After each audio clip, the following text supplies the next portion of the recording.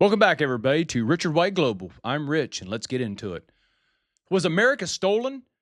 The truth about the land, the law, and the Native Americans. Was this land that became the United States actually stolen, or was it simply taken because no one owned it in the way that the Europeans understand ownership? Remember, at this time in the 16th, 17th, and 18th centuries in the United States, as we call it today, Europe was considered the most sophisticated society in the world, most highly educated. And remember, almost none of those Europeans had ever laid eyes on a Native American, American Indian, or Indian, whatever you prefer to call them. No disrespect for any of those terms.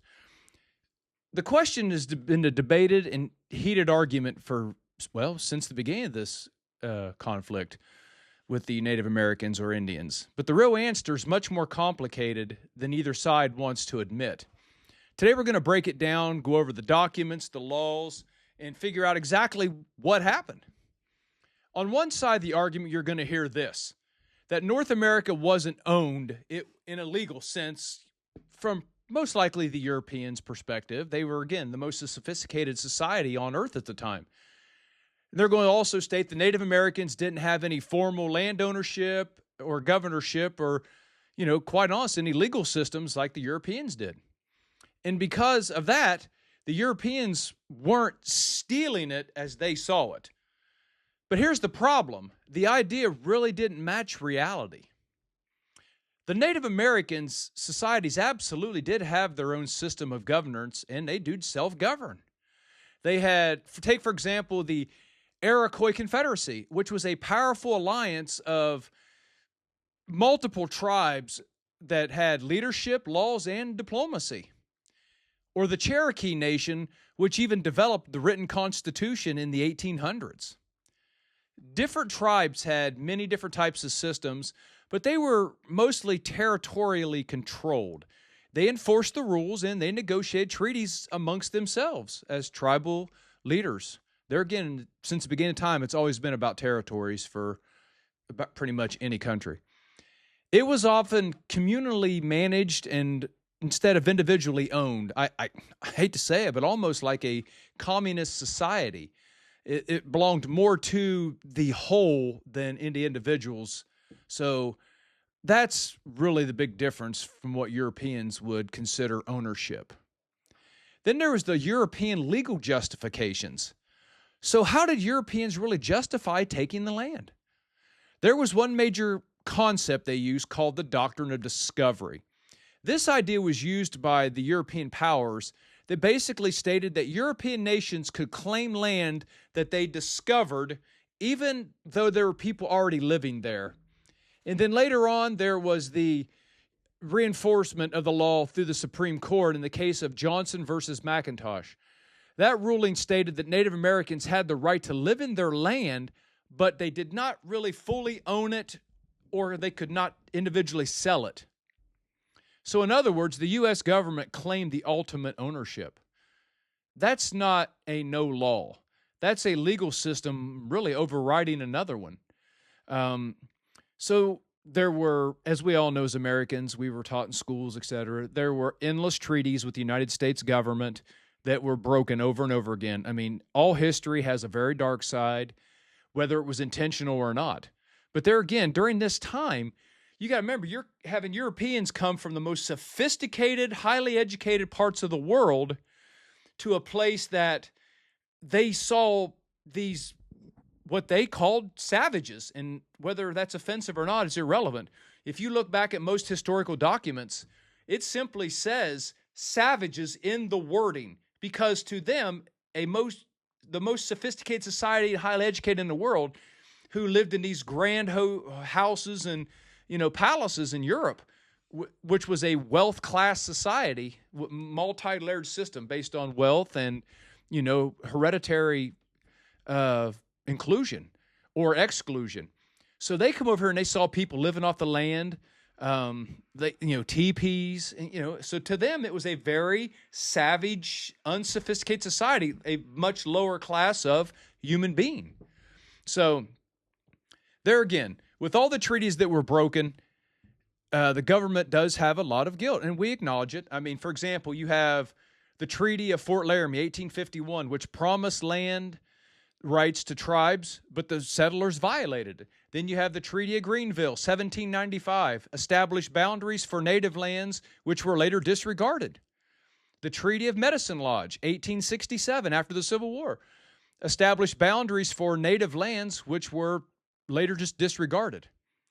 The Treaty of Fort Laramie, again in 1868, recognized the Black Hills as Sioux territory, but it was later taken by the U.S. when gold was discovered. Treaty of Washington, 1871, aimed to protect Native American rights, but the subsequent policies undermined all these protections.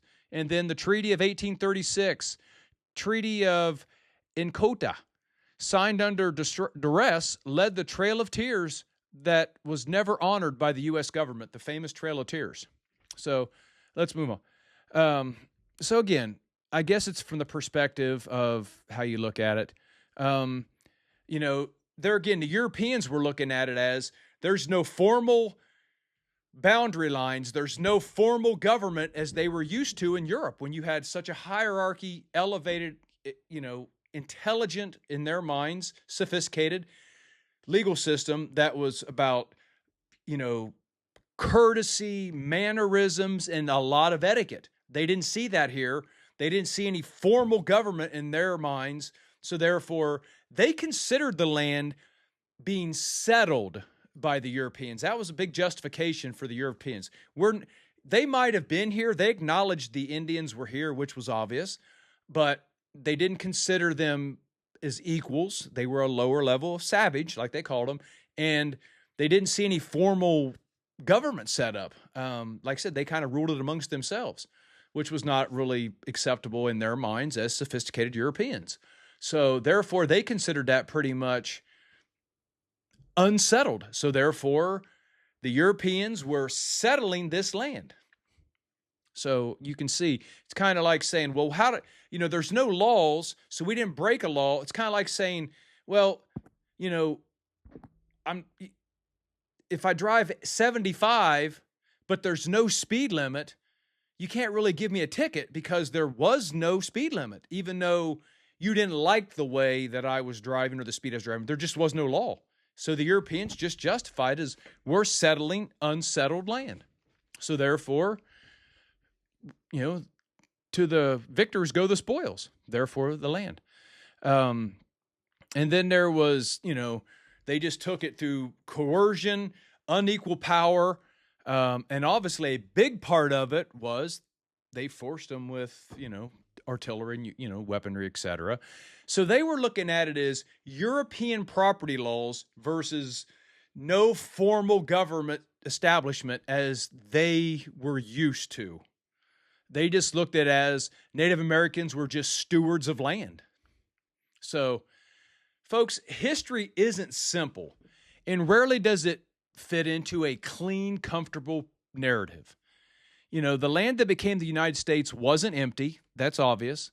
It was not lawless because they did, fight amongst themselves. They did govern themselves, the Indian tribes, that is. They had their own wars. I mean, they were not blameless in this. They ran each other off territories as well, which a lot of parts of the society doesn't want to talk about. Is they look as the white men come over and just eradicated them, moved them off place they were. But people don't want to talk about the fact that tribes did that to each other as well. They fought bloody wars amongst tribes and moved each other around. They ate each other up, swallowed each other. They made pacts.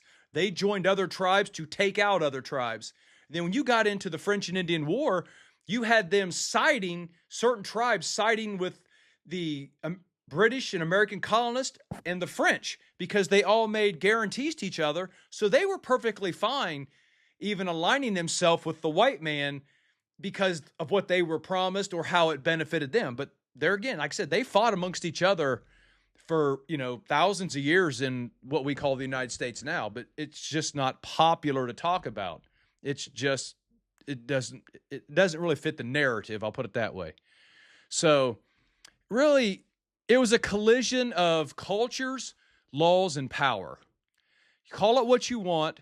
Call it settling the United States, call it conquest or theft. That's really for you to decide. I'm only here to give you some facts and some uh, thought-provoking ideas of to look back and see really you got to know the backside of anything to understand how we got here. And what we're taught in history is usually not. It's the best side of the story politically. It always has been, and we always want to look the best amongst ourselves.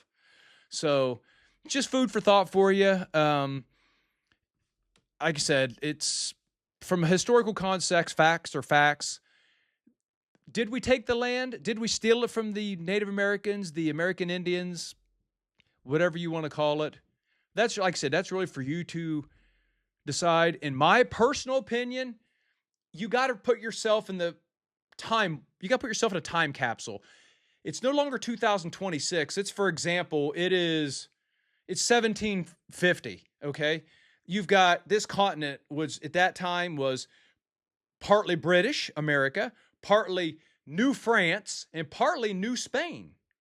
They all were grabbing this together. So they had to justify it one way or the other because they knew there was such a vast amount of resources here, et cetera. But they looked at it as settling an unsettled territory with an unsettled, savage society that they'd never laid eyes on. So knowing what we know now is one thing. But in 16, 17, 1800s, the way they grew up, they saw these, quote, lower class humans as a society that just can't, it's just not logical to think that this is a settled government and land. So therefore, like all other wars throughout history, the bigger lion's going to eat the smaller, animal. It's just the way it is. So again, make your own decision on that, but always remember, what we see today and what we learn today, there's always a backstory, and you run it back how we got here, and it's usually not what we have been told. Until next time, I'm Rich, and again, this is Richard White Global, where we get into the past to understand the present and future.